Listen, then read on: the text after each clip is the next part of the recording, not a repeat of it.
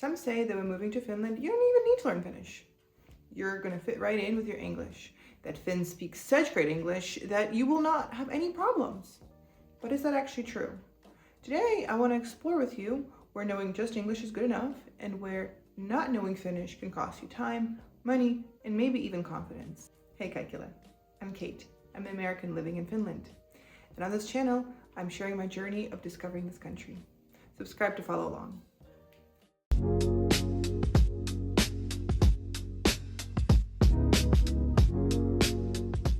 First, let me be honest about my personal level of Finnish. Even though Finland ranks pretty high on the English Global Proficiency Index, as soon as my husband and I decided to move to Finland, I got pretty serious about learning the language. I don't know if we're going to stay here for a few short years or for forever, but I want to learn the language to the best of my ability. Also, I do really think that this is a form of respect to the society that you live in. So, since March of this year, I have been taking online classes with a teacher. Enough about me, let's get into the fun part.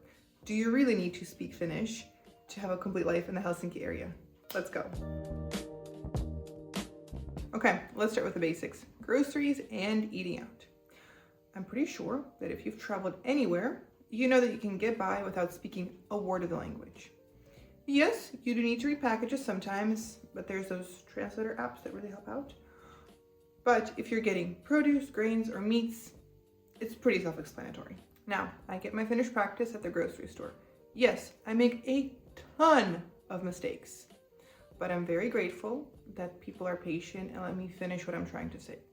I sometimes realize the mistakes I've made about 2 minutes after walking away from the conversation. I play it back in my head and practice it again, and sometimes face palm a couple times, but live and learn. The silliest mistake I've ever made was when I asked for 16 grams of meat instead of 600. The guy looked at me pretty funny. My husband, on the other hand, uses just English.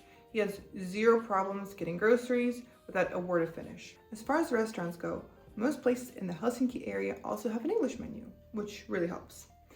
I usually try to order for the whole family in Finnish, and that works out. But if we start drifting into how do you want your steak cooked territory, and I blink, the server automatically switches to English. No drama.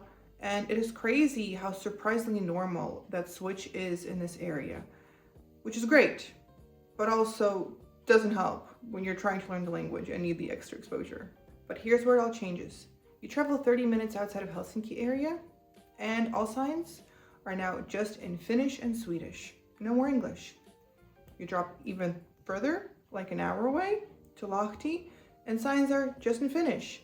And the level of English amongst people drops even further. You're still okay using just English in the grocery stores or in restaurants, but be prepared to sometimes use your hands or the translator app. Transportation. This is where simple mistakes can actually cost you. On the HSL services, which is buses, metro, trams, and commuter trains, all inside the Helsinki area, all the stop names are announced in Finnish and Swedish. Now the funny part is, the two names can sound completely different. So I always make sure to listen up for the first announcement and also watch the screens to know which stop is coming up. And everything dealing with getting your trip ready, like planning, ticketing, and other information is available in English at the terminals, on the website, and even the mobile app. Now here are some of those things that can cause the costly mistakes. First one, you need to make sure you have a valid ticket before entering the paid zone. So pay as soon as you get on the bus or tram, and also buy your ticket before taking the escalator down to the metro. If you're caught without a ticket, the fee is 100 euros, no excuses. And the other one is the Helsinki area is split into 4 travel zones, A, B, C, and D. Traveling between those zones is at a fixed rate. So when buying your ticket, make sure you're picking the right starting zone and ending zone. Now to sum up the transportation section, you're fine knowing just English and also having an idea of what the stop names are in Finnish, or at least having your phone handy to know which stop you need to get off on. And of course, make sure you have a valid ticket. The next section I want to talk about is healthcare and government agencies. There are 2 official languages in Finland, which is Finnish and Swedish. So all government agencies are by law required to service you in either of those 2 languages, Finnish or Swedish. Now, what is very impressive is that most agencies can also service you in English, although English is not guaranteed by law. English speakers, I have some great news for you. In the Helsinki area, you have the right to an interpreter in healthcare and social services. And you won't believe it. It's free of charge. You just need to let the government agency know ahead of time when booking the appointment. At Kela, which is the social services organization, everything is done in 3 languages: Finnish, Swedish, and English. The only thing they didn't have English for as an option was their portal, a place where a resident can update their information, but the built-in browser translate feature works just fine. To be honest, I've never had an interpreter for my medical or Kela appointments. Everyone is okay using just English.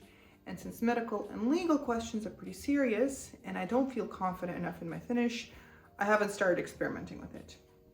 And to be honest, every medical question I've had and every doctor I've visited with the kids and by myself, the doctors are okay using just English, and that is what we're sticking to.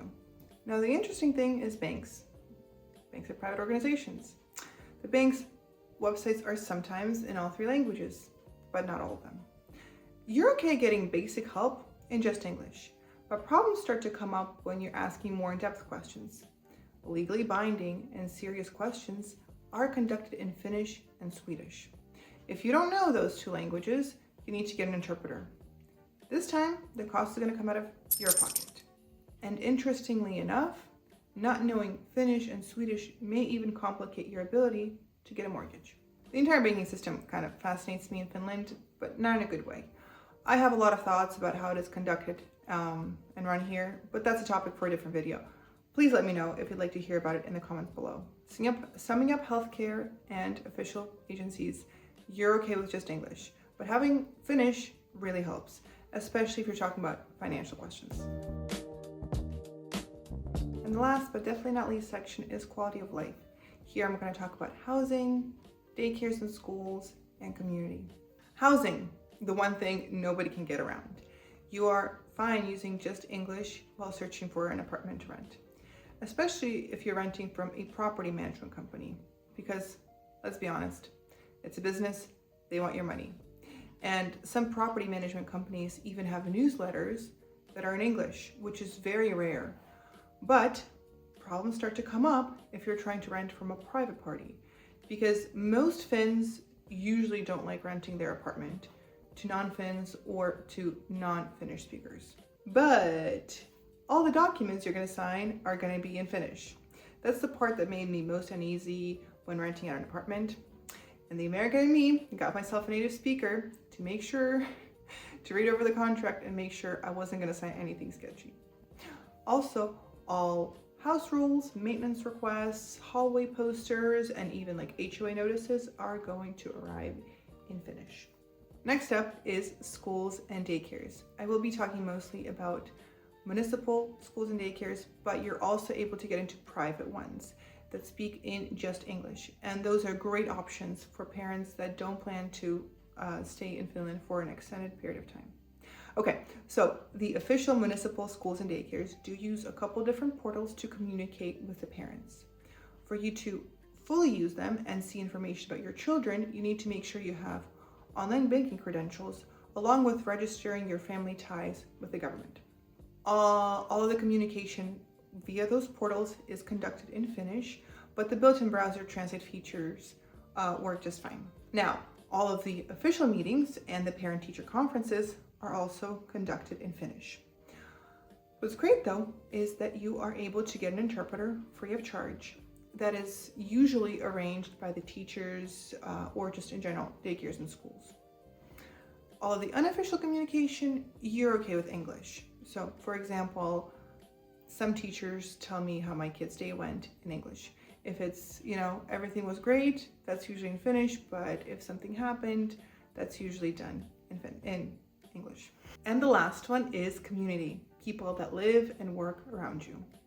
It truly fascinates me the percentage of people that speak English on the streets, even teenagers. Of course, predominantly it is Finnish, but I still do hear English pretty frequently. My level of Finnish is good enough to answer a how are you question, but if we start talking about something very niche down, I usually do not have the vocabulary to understand and answer what the conversation is about. So I frequently ask people to switch to English, and 95% of the time, they're okay doing that.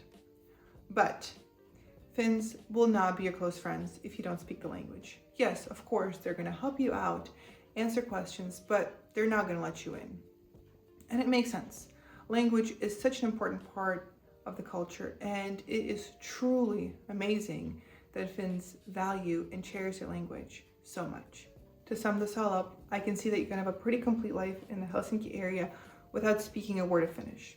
But it is still my honest belief that for you to fully integrate into the society, you need to learn the language to the best of your ability, especially if you plan to stay here for an extended period of time. But then again, there are people who have lived in Helsinki for decades without speaking a word of Finnish. So it really depends on what your ultimate goal is. Let me know what you think about this in the comments below. Kiitos for watching, and remember, life is too short for boring adventures. Moi moi!